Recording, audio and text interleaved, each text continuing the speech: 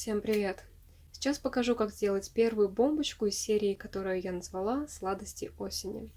И это будет бомбочка вафля с глазурью. И сразу скажу то, что этот рецепт не для новичков. То есть какие-то компоненты будет сложновато найти, если у вас уже их нет.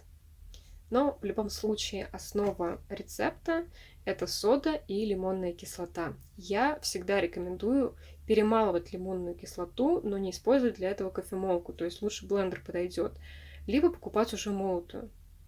Также у меня сейчас влажность где-то около 55%, поэтому я буду использовать кукурузный крахмал в качестве абсорбента, где-то 10-15%. Его вы можете заменить на сухое молоко, тоже хорошо подойдет.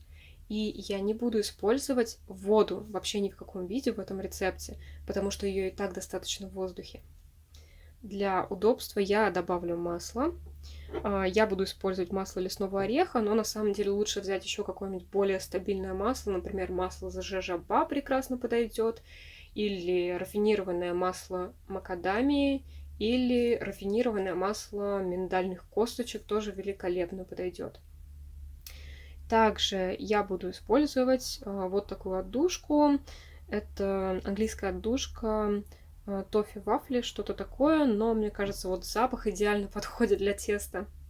И чтобы у меня масло не плавало на поверхности, я буду использовать пав кокосдианат. Это довольно мягкий пав, и да, он поможет распределить масло на поверхности воды.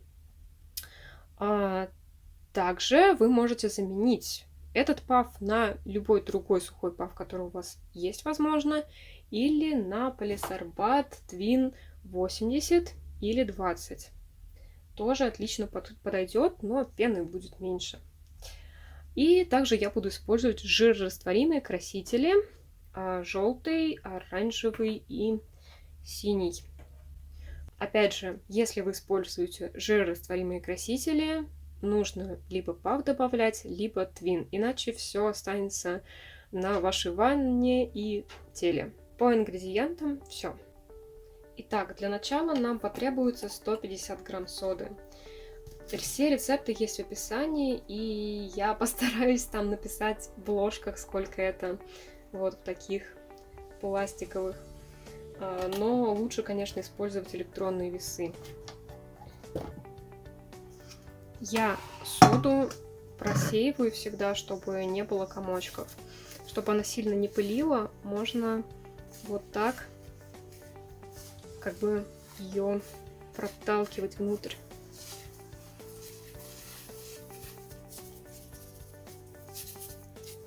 Готово. Далее взвешиваем жидкие компоненты. Для меньших объемов я использую более точные весы. Но вот эта полусфера — это приблизительно 1 столовая ложка, так что визуально я думаю, что можно понять, сколько чего я добавляю. Итак, взвешиваем около 2 грамм базового масла.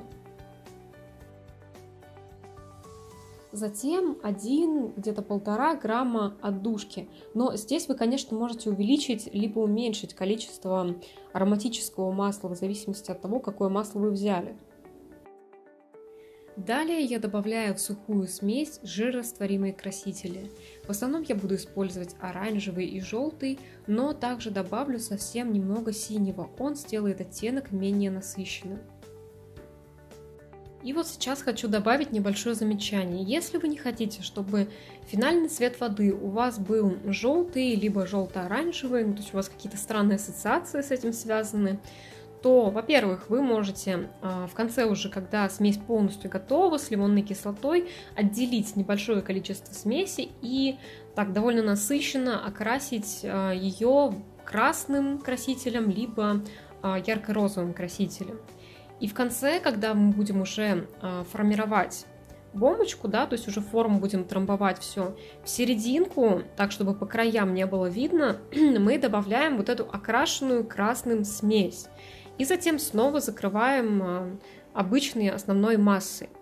Соответственно, у нас снаружи ничего не видно, а внутри вот этот вот яркий оттенок.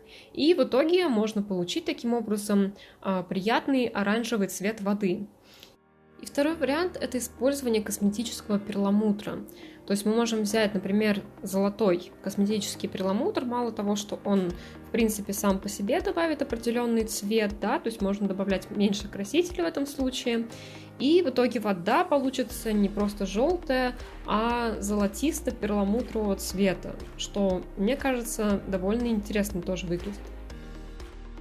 И мы стараемся все хорошенько перемешать. Сначала цвет будет не очень яркий, он проявится после добавления масел.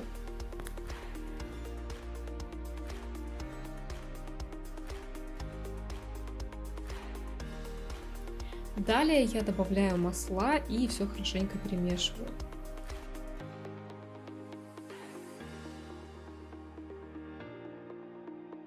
И уже после масел я добавляю кукурузный крахмал, как, впрочем, и все остальные сухие компоненты, так они гораздо меньше пылят.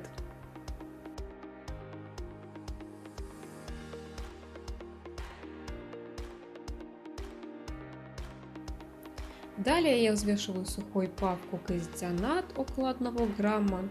При работе с сухими пав не забывайте надевать респиратор, ну или хотя бы маску, чтобы частички пав не попали в нос и в легкие. Если вы используете полисорбат и пав у вас нет, естественно, вы этот шаг пропускаете.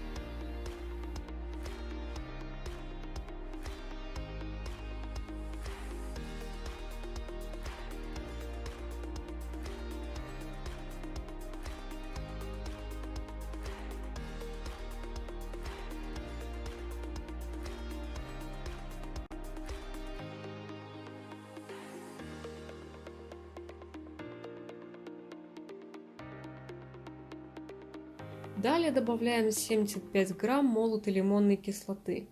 Я свою лимонную кислоту храню в пакете, в банке с плотно закрывающейся крышкой.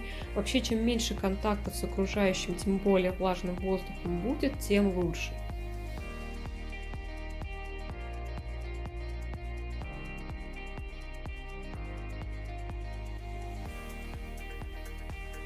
Затем все хорошенько перемешиваем.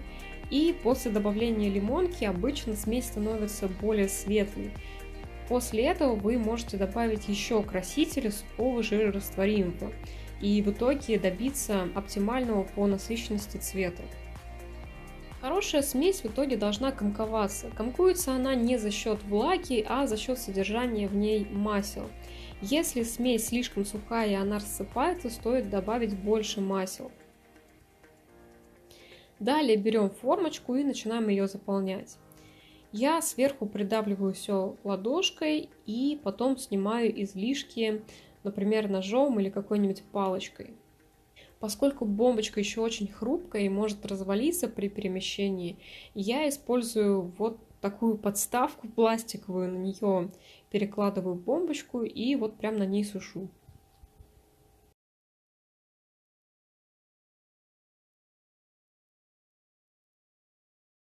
В конце мы декорируем бомбочку глазурью. У меня есть отдельное видео, посвященное разным вариантам глазури, но конкретно этот рецепт я также оставлю в описании. Итак, подбираем подходящую консистенцию, дальше я беру пипетку, но в принципе можно и без нее обойтись и просто переливать все через краешек. И постепенно начинаем декорировать верхушку бомбочки. Также можно окунать бомбочку, например, одним краешком полностью в глазурь, как вариант. Вот тут хорошо видно, как консистенция влияет на внешний вид глазури в итоге. Когда все задекорировали, оставляем застывать на несколько часов.